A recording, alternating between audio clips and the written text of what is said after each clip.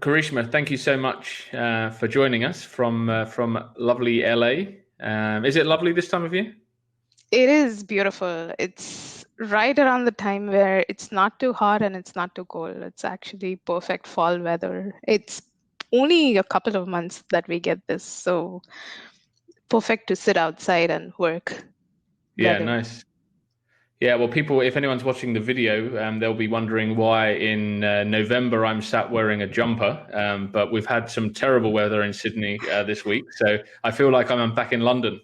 Yeah, yeah. And here you can see the sunshine reflecting. Yeah, It's pretty bright.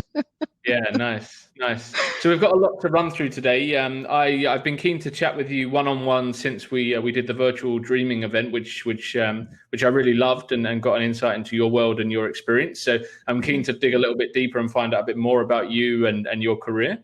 Um, so I'd like to start before the world of Salesforce and before you were in the roles that you've performed over the last few years, and find out a bit more about what you kind of wanted to be when you were growing up, but also how you kind of found your way into the world of studying computer science as well. Absolutely. It's a, it's a long story. I actually so I'm the only child of my parents. So born and raised in Mumbai, and I think my motivation was very different than other people. Like I was motivated by getting into a career that will get me a lot of money really quick. So that was my aspiration. What can I do that will make me rich faster? So there were typically, if you talk to like Indian kids or if you talk to any Indian parent, there are only two career choices which are kept in front of you. Either you have to be a doctor or an engineer.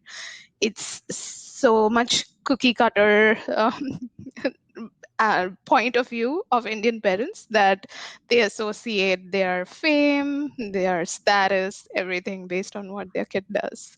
So I actually was thinking between the two. Okay, so the culture made my choice easy, I would say. Like I have only two options. And out of the two, my criteria was getting independent faster. So then I said, okay, that means I have to do engineering. So it was literally that logic that got me to computer science. And I never thought when when I started engineering, I never thought that I would stay technical. I thought I'll learn the basic principles and maybe I'll get into like a semi-technical business-oriented consulting position. But here I am, 16 or 17 years later, super technical, working on like the app servers and the database server infrastructure level. And I'm like, wow, what just happened? So it's been a completely different experience than where I started. But yeah, that is how I came about to getting into computer science and very quickly getting a job in Accenture. And then one thing happened after the other, and here we are today. Sure. So did anyone along the way ever deter you or kind of advise you down a different path away from being an IT person? Not really. I graduated in 2005 from my engineering. And back then, IT was really hot. Like around the Y2K time, obviously, there was a little bit of recession and people were thinking it might not survive, but IT remained stronger. And right around that time, we were in the space where a lot of multinational companies were actually coming to India and recruiting in India. So, the Accentures of the world were actually setting up offices and hiring talent. And that was really the game changer for India as a country too, because you're working with these massive transformation projects, you're getting opportunities to travel international, you're getting to work with different cultures. So it was always something to do, which kept me of interest. And even if people would occasionally wonder what am I doing in IT, um, for me that thought never really bothered me because I was super focused on what my next step should be. Sure. Okay. So if you now obviously you're sat there extremely successful. You've gone on a crazy career that's taking you to the role that you're in now at Salesforce and achieving so much. But if you look back to the earlier career, were there like core principles that you learned, that you picked up from others, that you naturally had, that kind of you can look back and think, I've had those throughout my career and they've set me up for the success that I've had? Yeah, I think this is a conversation that I have with people who are just starting off from college. Like, what does it take to be successful? What are the skills that have helped me? Personally, I think, technology and platform and coding, all these skills can be taught, but the things that you can't teach a person and the thing that needs to be very much ingrained in you is the desire to learn. And for me, no matter what the technology was, no matter what the company was, mm, I honestly never lost touch with that feeling, that I need to learn more every day. Every day, there is something that I need to find that I didn't know yesterday, and now it has just expanded my knowledge. And that hunger to never get complacent and keep learning is something that kept me motivated, interested, and as a result, I was able to take these multiple career shifts, going from like being a developer to an architect to a product manager now. There's always something to learn. So I would say that is something that has helped me tremendously. And the second thing consistently that helped me was building relationships. I think people, we are all social creatures, and if you don't leverage each other in the way it's supposed to be, you don't succeed. But if you do, take help and also offer help, the relationships works wonders in any kind of a job. So those are, I think, the two things that were like common throughout my career journey, and I still aspire to keep doing that every day that I go to work. Sure. Are you a natural networker? Because I think that's like building relationships doesn't always come naturally to people. Is that something that you had to work hard at, or was that just something that you naturally did well? It wasn't natural for sure, simply because of the environment I was in. I was the only child, so growing up, I didn't have siblings. So, I was an introvert, very, very um, into my books, not knowing what is happening in the outside world. And then as I came into my professional life, obviously, we know IT still has a very skewed men to women ratio. So, I would probably be one of the three women in a room of 20. And that has been consistent, whether it's engineering, whether it's any kind of job. It was worse when I was an architect.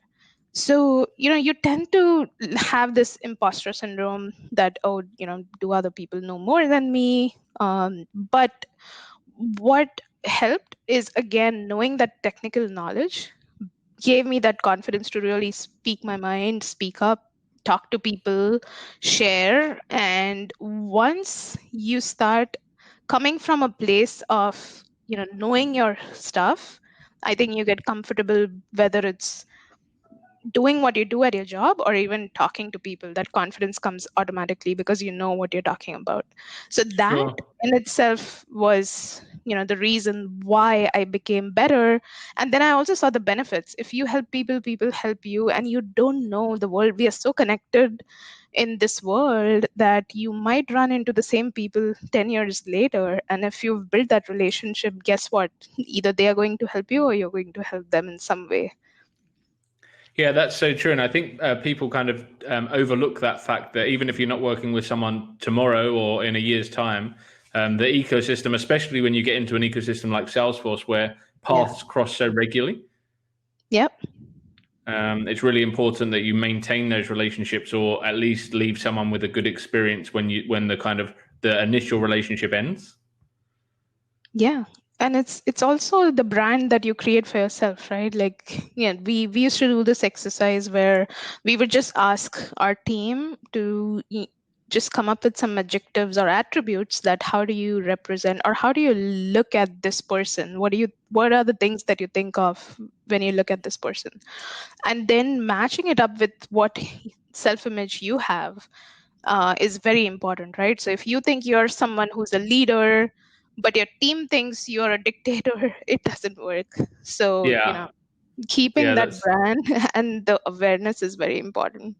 yeah, that's so true. So you mentioned going through your career and the imbalance, the gender imbalance that you've seen. Has that always? And you said it has, but like if you look back to your education and Mhm. studying computer science, was it really obvious to you at that point? Yes.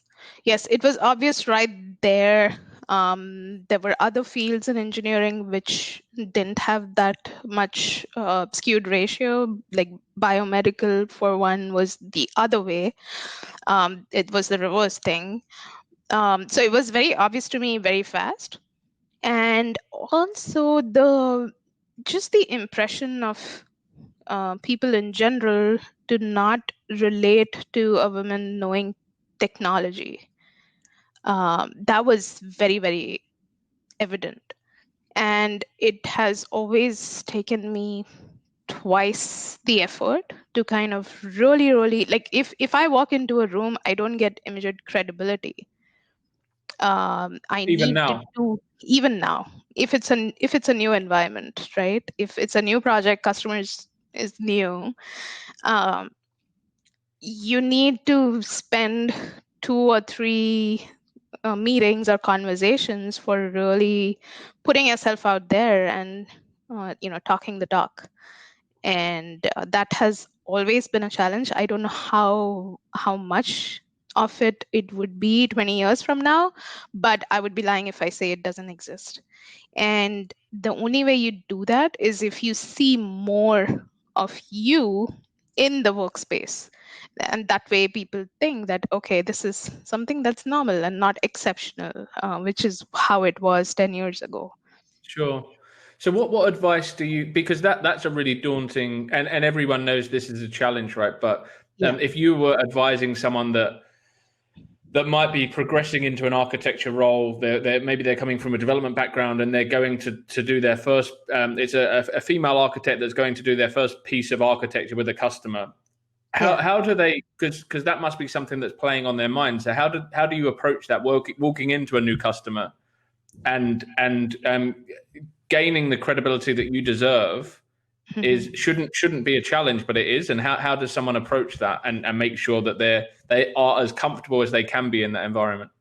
Yeah, I think the first thing to remember is always you are there in front of the customer. And there is a reason for it. There's a reason why you're even invited. There's a reason why you're chosen.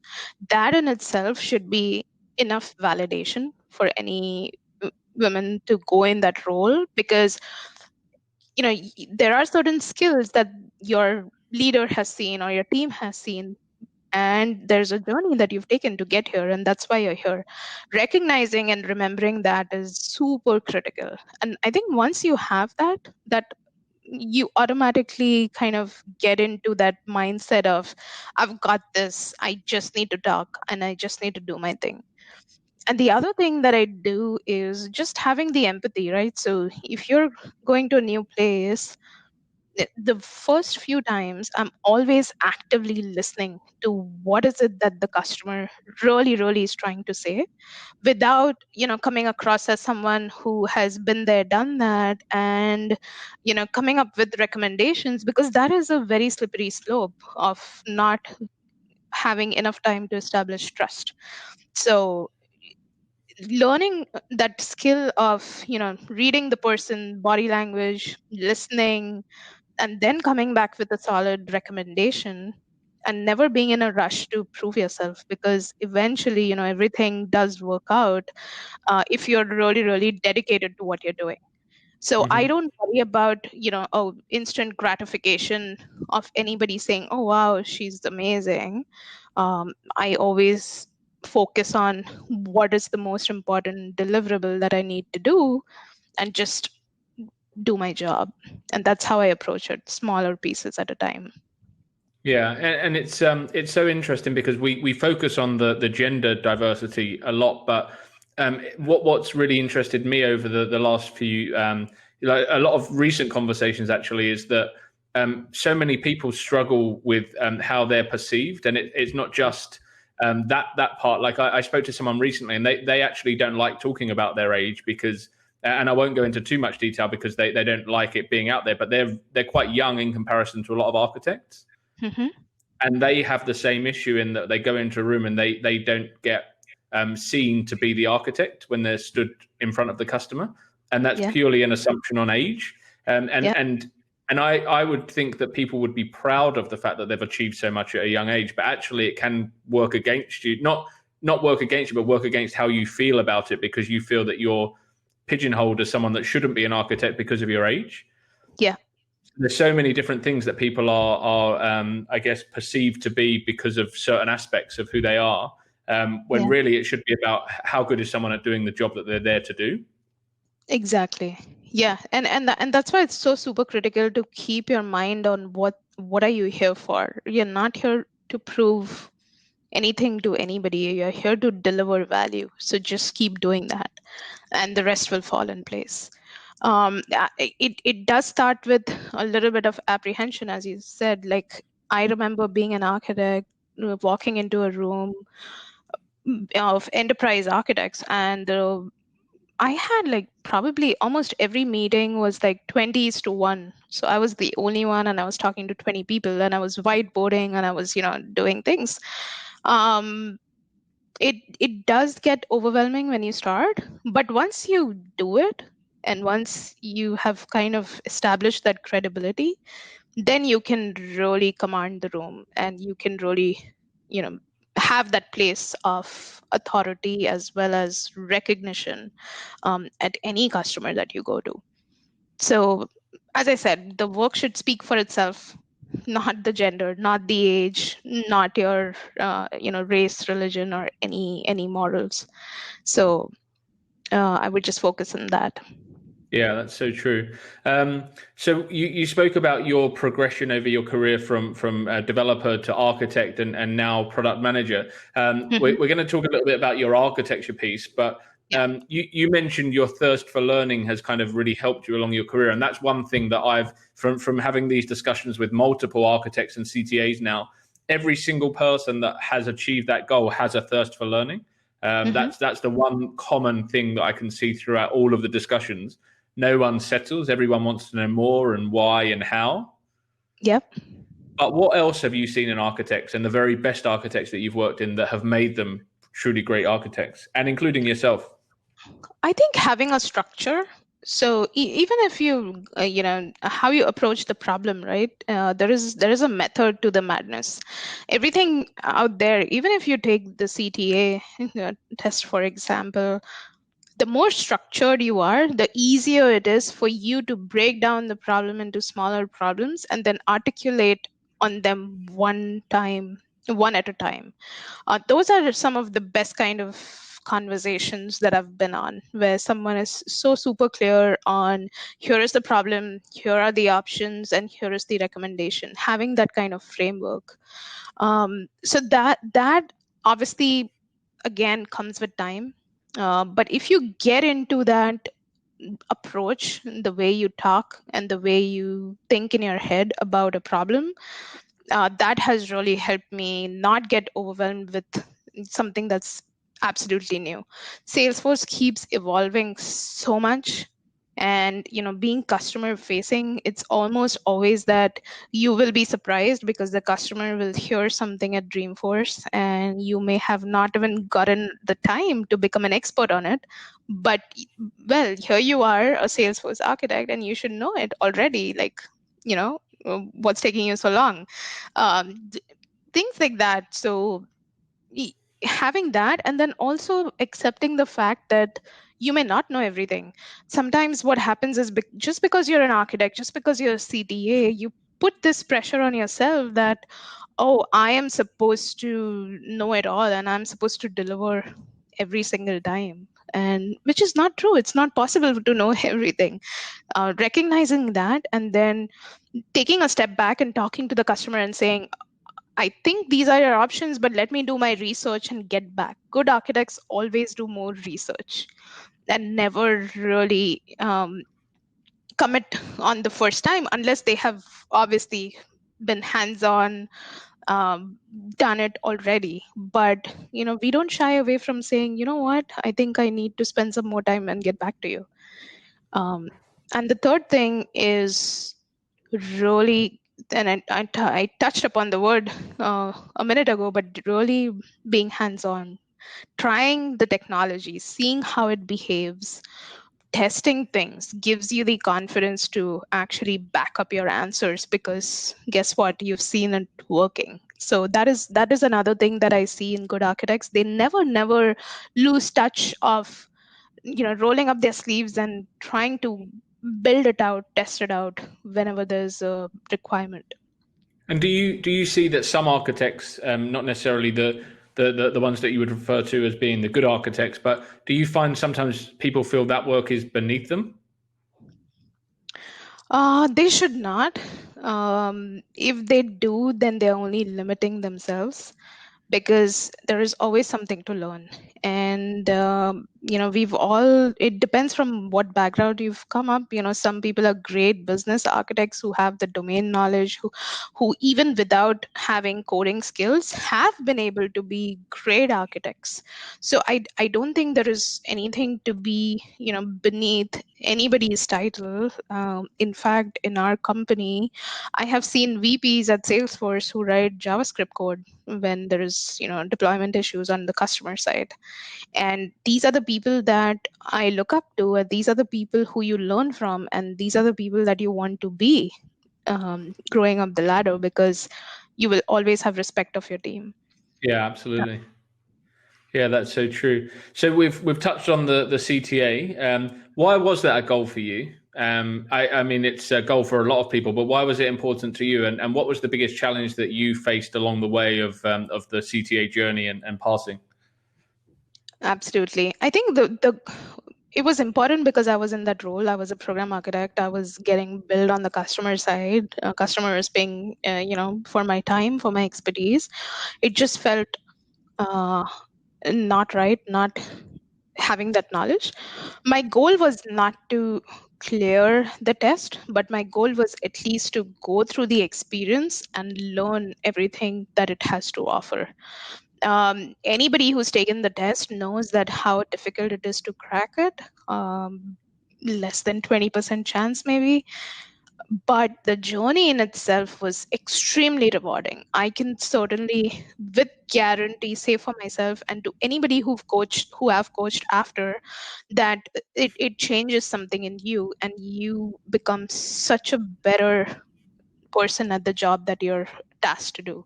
So it was more of me feeling that it is the requirement for the type of role I am in that motivated me to go take it.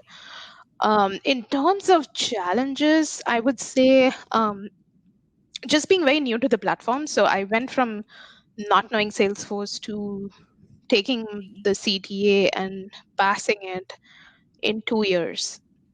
And that is very quick. So when I was prepping for it in the last 6 months of the before the test date, I was really working hard. I was working weekends. I was working with fellow mentors, trying to, just brainstorm whether I'm thinking in the right way. I, had huge flip charts and blackboards and sketching it out. So it was a lot of hard work, and it was always this. It was a lot of revisions to make sure that I'm getting all the aspects, all the solutioning right. So I think that was the challenge, that I didn't have enough implementation experience when I was taking it. But with dedication and hard work, I was able to clear it. And even if I would have not, I think it would still have given me the skills I needed to go in front of a customer and be the architect that they want me to be. Sure. Did you know it was going to be as hard as it was when you started? Um, I didn't know it was going to be as hard till I went in front of the judges. So even up until solving it in the room where you get 90 minutes was fine. And I took the test in 2015 where we had the previous model where it was 5 judges, and it was you present the scenario, which was 60 minutes, but then there was also another case study that you had to present from your project, which was another 45 minutes. So between solving for the scenario, presenting it, going through Q&A, doing the case study, and then Q&A for the case study, it was a good 4.5 hours in front of the judges. And back then we had 5, now we have 3. I didn't feel the nerves till I walked into that room and I saw 5 people with absolutely blank expression, uh, listening and then asking questions. Like, I think that in itself was like, I have no idea what I'm doing here. And I don't know how many people have told you this, but when you leave that room, you always there is a feeling that you're not going to clear it. Like, there is no way, this was too hard. I don't think anybody who's come out and said, yeah, I got this, I'm gonna make it. It's always the sinking feeling of, I have to go another time, this was rough. So yeah, it was right till I opened the door and I saw those 5 people. And then how was the what was the feeling like when you was it an email that you got, or was it a phone call when you were told that you'd passed? It was an email, and then shortly followed with a phone call, because the email for some reason came on Saturday when you typically don't check emails. And I remember I was just pulling out my car, going grocery shopping, and then I got a call, and then you get that sinking feeling that, oh my god, like this is it. Uh, but yeah, and as soon as I heard it, I was like jumping on my driveway, and I'm sure the neighbors thought I went crazy. It was a huge relief. Like, I think I just went out and went to a restaurant and had dinner, like, with my family. Like, I was so excited. It's definitely a good feeling, but the 3-week wait period is extremely tough. And Yeah, I can tell you the anxiety that people are feeling of the elections right now in US is the kind of anxiety that you have when you're waiting for the results, because it was literally 3 long weeks, that you have to wait for it. But sure. it all turned out well, It thank was worth God. the wait. Worth the wait Yeah. in the end. So your role has recently, or relatively recently, changed. So you've gone from being a program architect into a product manager role. How did that come about? So again, the aspiration to do something different. Being customer facing all my life, like, I've had maybe 16 to 17 years of consultant experience. Being in the field, being integration specialist, data migration, single sign-on, doing all those things, uh, I felt that I know what the customer needs are and where the pain points are and what needs to be solved. So why not I switch and go to the other side, which is the true product side, and actually fix those things.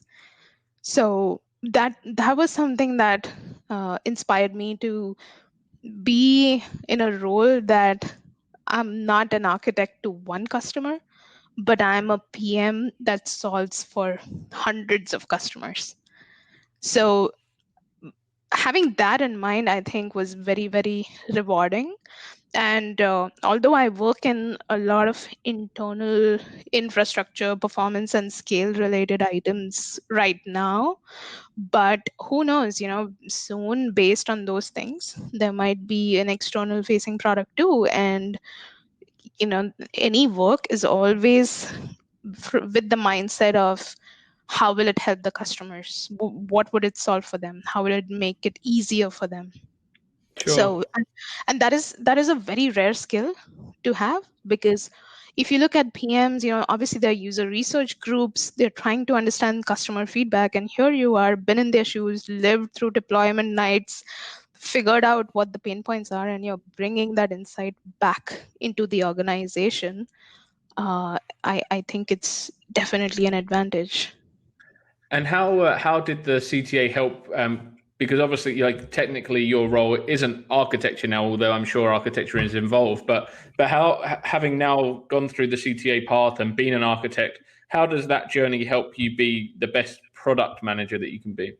I think that it always helps. I wouldn't, it's not directly necessary for the type of work that I'm doing, but there are aspects of it. Like when we think about architecture, we are thinking about how to maintain that architecture, how scalable is it, what would it take to optimize it, what are my patterns that I need to build.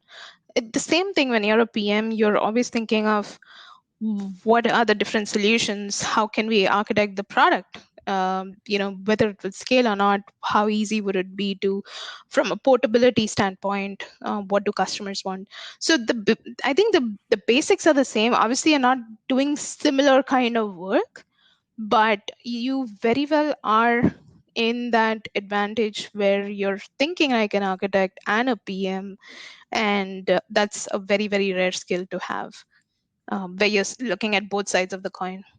Sure. And what do you feel your personality type aligns to both of those roles anyway? Like, do you is your natural style aligned to being an architect and a product manager? I would say, obviously, because I'm new to the role, I'm still building that muscle a lot more. But the common thing between both the roles is that you're, at the end of the day, you're in service of helping customers. Either you're doing it through a product or you're doing it through a design spec as an architect. At the end of the day, you are solving real world problems. So that skill is common between the two.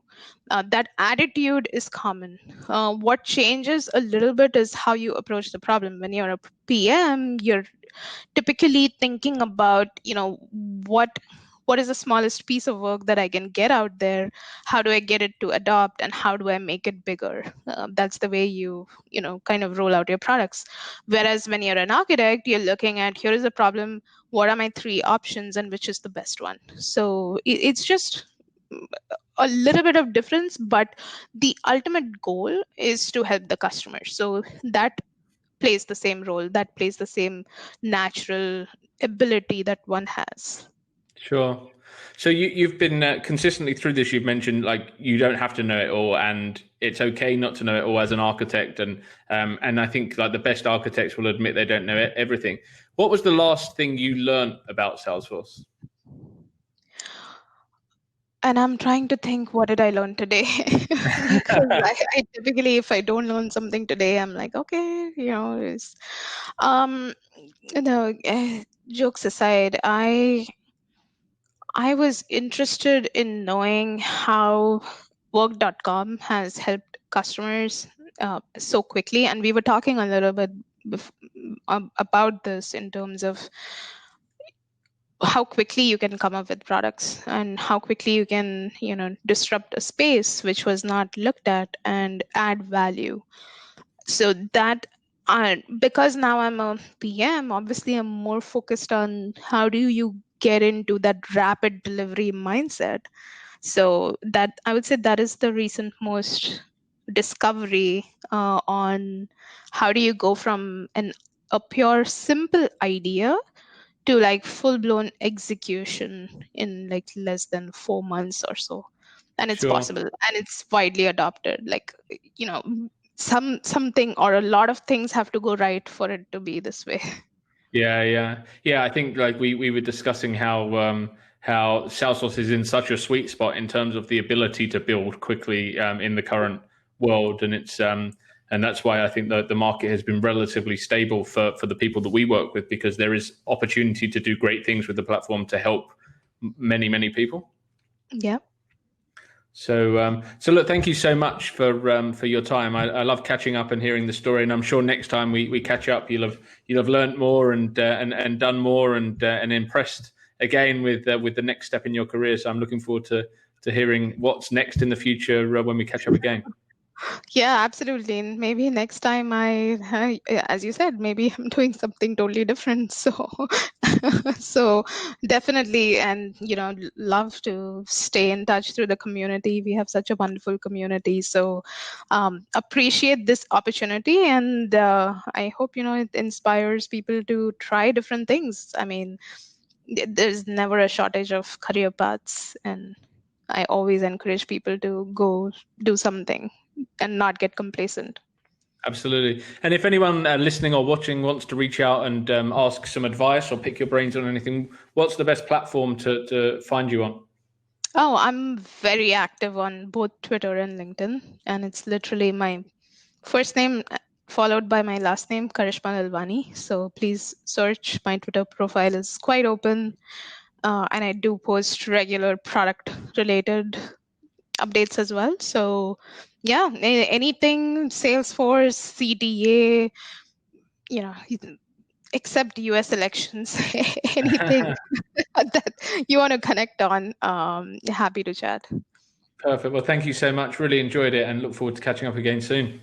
Absolutely. Thank you for the opportunity, Ben.